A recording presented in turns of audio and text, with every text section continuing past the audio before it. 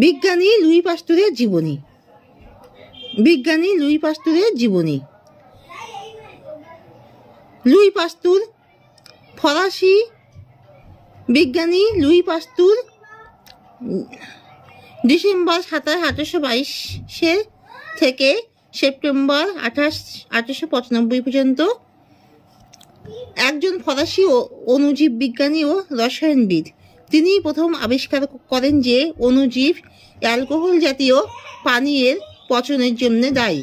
জীবাণুতত্ত্ব ও বিভিন্ন রোগ নির্মূলে বিভিন্ন ধরনের প্রতিষেধক আবিষ্কার করে স্মরণীয় হয়ে রয়েছেন।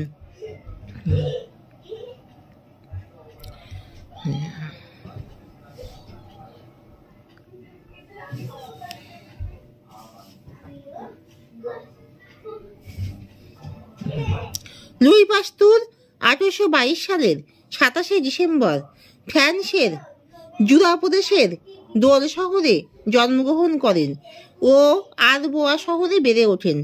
দরিদ্র পিতা সেখানকার একটি ট্যানারিতে চাকরি করতেন। 1847 সালে পাস্তুর ফ্রান্সের একল থেকে পদার্থবিদ্যা ও রসায়নে ডক্টরেট ডিগ্রি অর্জন করেন। সেখানে তিনি জৈব যৌগের আলোক সমানুতা নিয়ে গবেষণা করেন।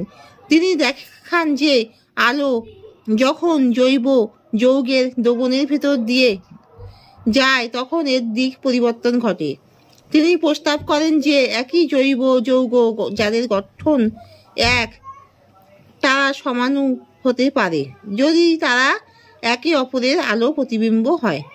1848 সালে ডিজো লিসিতে সংক্ষিপ্ত সময়ের জন্য রসায়নের অধ্যাপক হিসেবে চাকরি করেন। সেখানেই বিশ্ববিদ্যালয়ের রেক্টরের কন্যা মারি লরেম্বের সাথে প্রণয়ে আবদ্ধ হন। 29 মে 1849 সালে তারা বিবাহ বন্ধনে আবদ্ধ হন। 5 সন্তানের 3টি প্রাপ্তবয়স্ক হবার পূর্বেই টাইফয়েড রোগে মারা যান। ব্যক্তিগতভাবে নির্মম এই ঘটনায় তিনি মুষড়ে না পড়ে এর প্রতিকারে মনোনিবেশ ঘটিয়েছিলেন।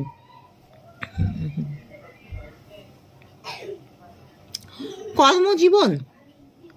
লুই পাস্তুর ছবিটা একবার দেখো, এই যে লুই পাস্তুরের ছবি।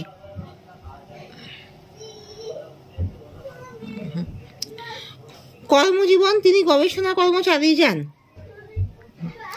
এবং সেই সাথে ডিজো ও স্ট্রাসবুর্গ বিশ্ববিদ্যালয়ে শিক্ষকতা শুরু করেন।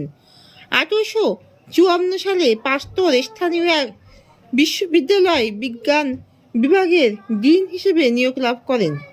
তখন থেকে তিনি স্থানীয় মদের কলগুলো